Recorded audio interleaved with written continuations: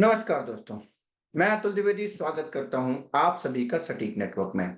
आगे बढ़ने से पहले आप सभी से एक छोटी सी अपील कि अगर आपको हमारी वीडियोस पसंद आते हैं तो कृपया हमारी वीडियोस को लाइक करें और चैनल को सब्सक्राइब करें। आज हम बात करेंगे जाति के बारे में।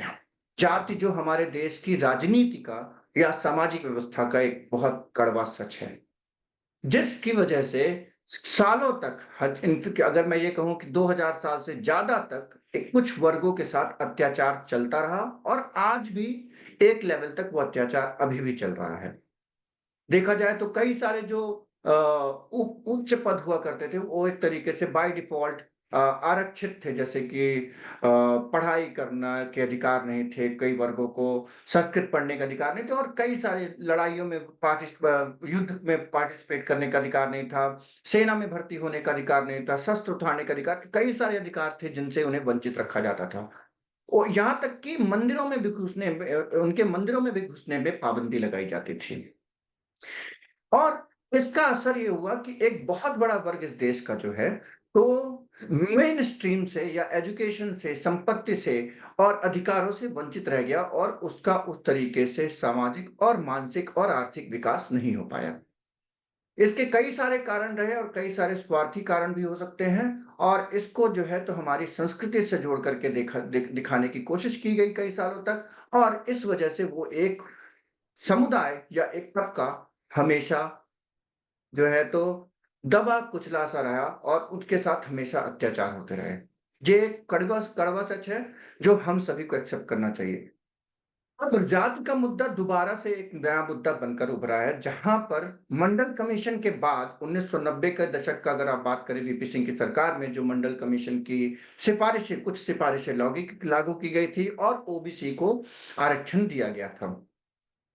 उस ओबीसी आरक्षण के बाद अभी इसे मंडल 2.0 की तरह देखा जा रहा है, जहां पर कांग्रेस राहुल गांधी इस मुद्दे को भारत जोड़ो यात्रा के दौरान उठाते रहे और इस मुद्दे के तहत उन्होंने 2024 का चुनाव भी लड़ा।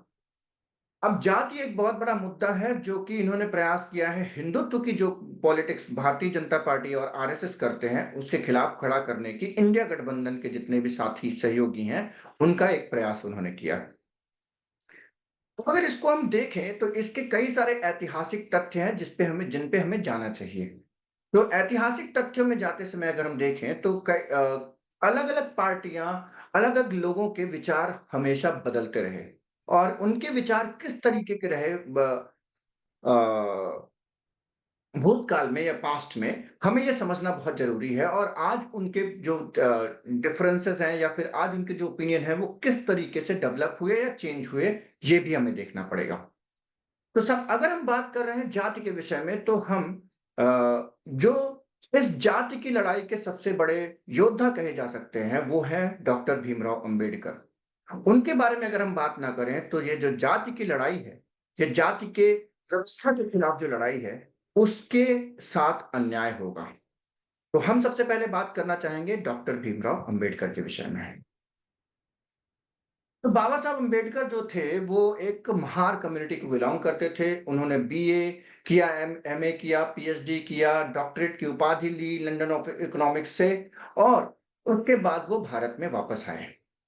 वो एक बहुत बड़े क्रिटिक थे कास्ट सिस्टम के और उन्होंने दलित अधिकारों के लिए बहुत सारी मुहिम चलाई और लड़ते रहे, लगातार लड़ते रहे। अगर देखा जाए तो उन्होंने इस पे एक किताब भी लिखी जिसका नाम है द एनहिलेशन ऑफ कास्ट।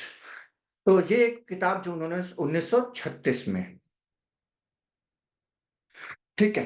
इसके बाद कॉन्फ्लिक्ट विद गांधी जी जो था उनका, गांधी जी के साथ भी और कांग्रेस के साथ भी उनके कुछ कॉन्फ्लिक्ट्स रहे, जहां की 1932 में जो पूना पैक्ट हुआ था, वहां पर वो चाहते थे कि दलितों के लिए अलग से इलेक्टोरेट हो, मतलब उनके रिप्रेजेंटेटिव्स अलग हों, उनके इलेक्टोरेट अलग हों, इस तरीके का वो व्यवस्था चाहते थे।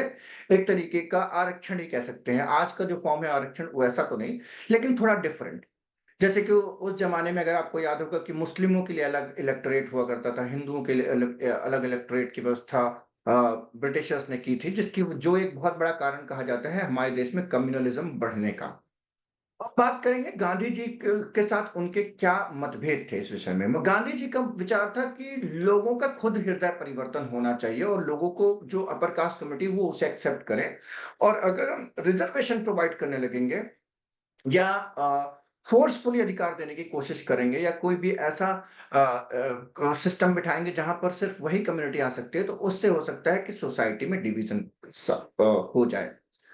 अब इस बात को लेकर के अंबेडकर और गांधी जी के बीच गांधी के बीच में मतभेद भी था। तो बाबा साहब अंबेडकर का कहना था कि आप पहले जो जितने सालों से जो अत्याचार हुआ, पहले उसको आप डील करिए, उसको आप पहले टैकल करिए। उन लोगों को पढ़ने का ज्यादा मौका दीजिए, आरक्षण दीजिए, इस तरीके से बढ़ावा दीजिए कि वो कम से कम अपना रिप्रेजेंटेशन ला करके रख सकें जो लोग डिसीजन ले रहे हैं उस पे। अब इसके बाद बात करते हैं अंबेडकर जी के सरनेम के विषय में। अंबेडकर जी का जो ओरिजिनल सरनेम था वो सतपाल था, और महादेव अंबेडकर जो उनके गुरु थे, उन्होंने अब एज मार्क ऑफ रिस्पेक्ट जो था ना, तो अंबेडकर सरनेम उन्हें दिया था। तो ये एक हो गई उनके इतिहास के विषय में। अब हम बात करते हैं रिजर्वेशंस के की जो बहस हुई थी उसमें कई सारे मुद्दे उठाए गए थे, जहां पर बैकवर्ड का शब्द को लेकर के भी डिस्कशन हुआ कि क्या बैकवर्ड शब्द को लाना चाहिए या नहीं लाना चाहिए।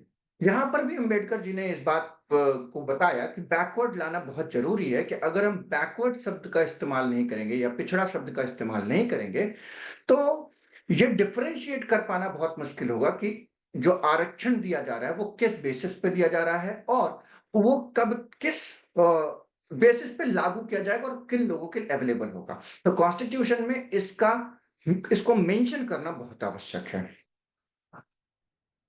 तो ये हो गया डॉक्टर अंबेडकर के विषय में, जो कि उनके एक शॉर्ट हम बता सकते हैं। वैसे तो अगर हम अंबेडकर जी के बारे में बात करें तो उनके बारे में एक किताब लिखनी चाहिए। कई सारी किताबें उनके विचारों के बारे में लिखी जा सकती हैं, और हम ये जानते हैं कि हमें ये समझना पड़ेगा कि महात्मा गांधी का व्यू कास्ट के बारे में और उस कास्ट में जीवन बिताने वाले अंबेडकर जी में बहुत अंतर था। इस बात को भी समझना होगा कि महात्मा गांधी एक उच्च वर्ग से वैश्य कम्युनिटी से आते थे, और क्योंकि अंबेडकर दलित कम्युनिटी से थे, और उन्होंने वो सारी प्रताड़नाएं झेली थी या फिर उस तरीके का डिस्क्रिमिनेशन ऑलरेडी झेल रखा था जो कि महात्मा गांधी ने सिर्फ देखा था। तो आप ये जरूर मानिए कि जिस व्यक्ति ने समस्याएं झेली होती हैं उसे उन समस्याओं की ज्यादा गहरी पहचान होती है, उस व्यक्ति के हिसाब से जो उस समस्या को दूर से देख रहा हो और उसके प्रति उसकी एक सिंपैथी हो कि हाँ, इन लोगों के साथ, किसी भी व्यक्ति के साथ इस तरीके का व्यवहार नहीं होना चाहिए। तो ये हो गया महात्मा गांधी और अंबेडकर जी के विषय में। बात करते हैं राष्ट्रीय स्वयंसेवक के बारे में। One of the foundational text जो होते हैं डिस्कशंस अबाउट आरएसएस स्टार्स में, उसमें दीनदयाल उपाध्याय का इंटीग्रल ह्यूमनिज्म जो कि 1965 में पब्लिश हुआ था, जो कि भारतीय जनता पार्टी के एक प्रोमिनेंट लीडर माने जाते हैं। तो उन्होंने कास्ट सिस्टम को के रिटेंशन की बात की थी, वर्ण व्यवस्था को बनाए रखने की बात की थी, और उन्होंने माना था कि ये हमारे देश की ऑर्गेनिक यूनिटी के लिए बहुत ही आवश्यक चीज है। और उसके बाद उन्होंने कॉम्प्लीमेंट्री रोल इन सोसाइटी के बारे में बात की थी, तो और उनका ये कहना था कि हमारे देश की जो वर्ण व्यवस्था है वो हमारे देश को एक तरीके से बनाकर रखने में, ऑर्गेनिक जो यूनिटी है और एक दूसरे के सहयोग का उसका परिचायक हो सकती है। तो ऐसा उनका व्यू था। अब उसके बाद मंडल कमीशन जब आया तो उन्होंने इसे शूद्र रेवोल्यूशन कह करके कहा, कास्ट वॉर कहा गया, वार्निंग, और उन्होंने कहा कि शूद्र रेवोल्यूशन कहा, और उन्होंने कहा कि इसकी वजह से जो है तो कास्ट वॉर चालू हो जाएगी, जो कि हमारे देश की एकता और अखंडता के लिए सही नहीं होगी। ऐसा आरएसएस का व्यू था, और ऑर्गेनाइजर जो उनका मुख्य पीस है मंडल कमीशन के बारे में, उन्होंने ऐसी बात कही थी। उसके बाद एलिगेशंस ऑफ जो थे कास्ट डिस्क्रिमिनेशन के, वो भी कई सारे हैं जो कि उनके सामने सामने आते हैं। यहाँ पर एक एग्जांपल है भंवर मेघवंशी, जो कि एक दलित थे और 13 साल की उम्र में उन्होंने आरएसएस ज्वाइन करी थी, और वो उन्होंने एक किताब लिखी, I could not be Hindu, the story of a Dalit in the RSS. वो उन्होंने अपने एक्सपीरियंसेस को शेयर किया है कि कैसे आरएसएस जो है तो सभी वर्णों को एक साथ लाने की बात सिर्फ उनके एंटी मुस्लिम एजेंडा की वजह से करती है। इसके अब इसके बात करते हैं कि आरएसएस का ये भी कहना था कि हमारे यहाँ पे जो कास्ट सिस्टम है वो इस्लामिक इन्वेजन्स की वजह से आया। इस बात की तो कह नहीं सकते हैं कि किस बेसिस पे वो कहते हैं, लेकिन उनका ये कहना है कि आरएसएस कि कास्ट सिस्टम जो है तो पहले इस्लामिक इन्वेजन हुआ, उसके बाद हमारे देश में जाति प्रथा और बढ़ती चली गई। और ऐसी कई सारी किताब, हिंदू चरमकार जाति, हिंदू खटिक जाति, हिंदू वाल्मीकि जाति, इस तरीके की बीजेपी जैसे RSS functionaries endorse the claim 3 books, 3 किताबें लिखी गई, हिंदू चरमकार जाति, हिंदू खटिक जाति, हिंदू वाल्मीकि जाति, जो कि विजय सोनकर शास्त्री जिन्होंने ये किताबें लिखी थी, जो वो बीजेपी के स्पोक पर्सन भी रह चुके हैं। और ये सारी जो किताबें जो हैं तो आरएसएस के चीफ जो मोहन भागवत हैं, उन्होंने रिलीज करवाई और उन्होंने इसका ब्लेम जो है तो फॉरेन इन्वेडर्स और पर्टिकुलरली मुस्लिम रूलर्स के ऊपर डालने का प्रयास किया गया। अब इसके बाद कई सारे और भी तथ्य हैं जिस पे कई एक जमाने में अगर देखा जाए तो 2015 के चुनाव में भी मोहन भागवत कह चुके हैं कि कास्ट सिस्टम जो रिजर्वेशन है उसकी समीक्षा होनी चाहिए। इस विषय को लेकर के 2015 का कहा जाता है कि बीजेपी चुनाव हार गई थी बिहार में। इसके बाद जो है तो काफी सारी चीजें और भी हम इस बारे में बात कर सकते हैं। पर हम बात करते हैं आगे जाकर के जवाहरलाल नेहरू के विषय में कि जवाहरलाल नेहरू का क्या विचार था। तो जवाहरलाल नेहरू एससी एसटी जो रिजर्वेशन है उसके पक्ष में थे। ठीक है। उनका मानना था कि सोशली, एजुकेशनली और इकोनॉमिकली अपलिफ्ट करने के लिए ये का जो एससी एसटी रिजर्वेशन है वो बहुत ही आवश्यक है। उन्होंने आर्टिकल 15(4) और आर्टिकल 16(4) ऑफ इंडियन कॉन्स्टिट्यूशन जो है जो स्पेशल प्रोविजंस देता है एससी एसटीज को और बैकवर्ड कम्युनिटीज को, उसको उन्होंने मान्यता दी थी। और उन्होंने अपना सपोर्ट दिया था जब वो कॉन्स्टिट्यूएंट असेंबली में। उन्होंने एक और बात कही थी कि इस बात को बहुत जरूरी है कि बैलेंस बनाना, कि मेरिटोक्रेसी और सोशल जस्टिस के बीच में बैलेंस बनाना बहुत जरूरी है, नहीं तो इसका इम्पैक्ट जो है तो हमारे देश के की शासन व्यवस्था या फिर जो क्वालिटी ऑफ पीपल जो कि इस देश को चलाते हैं, चाहे आईएएस हो, पॉलिटिशियंस हो या बड़े बड़े ऑफिसर्स हो या गवर्नमेंट ऑफिशियल्स हो, एजुकेशन इंस्टीट्यूशन को, उनको चलाने के लिए ऐसा ना हो कि हम मेरिटोक्रेसी को सोशल जस्टिस के पीछे भूल जाएं। और वो चाहते थे कि ऐसा ना हो कि कोई भी मीडियोकर व्यक्ति जो है और कम ज्ञानी, कम नॉलेजेबल व्यक्ति वहां पे आकर के बैठ जाए, ऐसा उनका विचार था। और उनका ये मानना था रिजर्वेशन जो है एक टेम्परेरी मेजर है जो कि लोगों को, मार्जिनलाइज्ड जो ग्रुप्स हैं उनको अपलिफ्ट करने के लिए है। इसके बाद उन्होंने हमेशा जो है तो वो बहुत रिलक्टेंट थे इस ओबीसी रिजर्वेशन के खिलाफ, और उन्होंने ओबीसी आरक्षण को कभी भी एक्सटेंड कर ये जो रिजर्वेशन था उसे कभी भी ओबीसी वर्गों तक पहुंचाने के लिए वो के पक्षधर नहीं थे। और उनके शासन के दौर में एससी एसटी कम्युनिटीज के लिए ही उनका जो पूरा का पूरा व्यू था वो उन्होंने रखा हुआ था। अब इसके बाद उन्होंने फर्स्ट बैकवर्ड क्लास कमीशन जो बना था, कालेलकर कमीशन, जो 1953 में था, और उसने जब अपनी रिपोर्ट दी तो उसको, उसके प्रोविजंस को भी इम्प्लीमेंट करने में उन्होंने कोई दिलचस्पी नहीं दिखाई। उन्होंने कई सारी और चीजें की, तो उनमें कई सारी और भी चीजें हैं जिसके बारे में हम बात कर सकते हैं, लेकिन ये कुछ मुख्य बातें थी जवाहरलाल नेहरू के व्यूज के बारे में जो कि आरक्षण के विषय में है।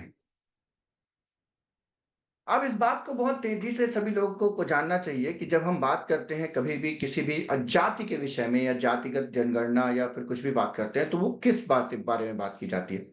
अगर आप देखेंगे तो ओबीसी कम्युनिटी में भी कुछ कम्युनिटीज हैं जिनका अपलिफ्टमेंट अच्छा हुआ है। हम कह सकते हैं कि यूपी बिहार में यादव कम्युनिटी को बहुत बड़ा बेनिफिट मिला। कई सारी जगह पे पटेल कम्युनिटी या कुर्मी कम्युनिटी को भी बहुत ज्यादा बेनिफिट मिले, और इस तरीके से अलग अलग ओबीसी में भी कई कुछ वर्ग ऐसे हैं जो कि जिन्हें काफी वर्ग मिला, काफी ज्यादा उनकी कम्युनिटी को बेनिफिट मिला, उस कास्ट को बहुत बेनिफिट मिला। लेकिन दूसरी कास्ट जो है ओबीसी के अंदर कई सारी जो सब कास्ट हैं उनको बेनिफिट नहीं मिल पाया। तो इस वजह से आता है सब क्लासिफिकेशन। अब हम बात करते हैं मुद्दों के विषय में। ये हो गई इतिहास की बात कि ऐतिहासिक तौर पर कौन-सी पार्टी का क्या किस तरीके का रवैया रहा है। इनफैक्ट आपको बता दूँ कि राजीव गांधी का भी जो विचार था मंडल कमीशन के लिए, उनका भी ये मानना था कि ये जो मंडल कमीशन है या ओबीसी आरक्षण है, वो देश को जातियों में विकृत कर देगा और उनका भी ये मानना था कि ओबीसी आरक्षण जो है तो इस तरीके से लागू नहीं होना चाहिए, मंडल कमीशन की सारी सिफारिशें। ये हो गया कांग्रेस का, राजीव गांधी का, जवाहरलाल नेहरू का, आरएसएस का, इन सब का स्टांस जो था जाति के विषय में। अब आज के मुद्दों पे बात करते हैं, तो जाति आज फिर से एक बहुत बड़ा मुद्दा रहा है और अगर देखा जाए तो इस बार के चुनाव में ऐसा देखा गया है क्योंकि कांग्रेस एकमात्र ऐसी पार्टी है जो शायद किसी भी कम्युनिटी के लिए अछूती नहीं है। अगर हम फैक्चुअली बात करें तो मुस्लिम कम्युनिटी थोड़ी रिलक्टेंट होती है बीजेपी को वोट देने में। लेकिन अगर कांग्रेस की बात की जाए तो उसे अपर कास्ट, हिंदू, मुसलमान, सिख, ईसाई जितने भी हमारे देश की अलग-अलग कम्युनिटीज़ हैं, परसेंटेज कम ज़्यादा हो सकता है लेकिन अलग-अलग समय पे उन्होंने अच्छा खासा वोट शेयर जो है कांग्रेस का इन कम्युनिटीज़ से आता रहा है और इस बार के चुनाव में अभी भी उस तरीके के वोट शेयर आते रहे हैं।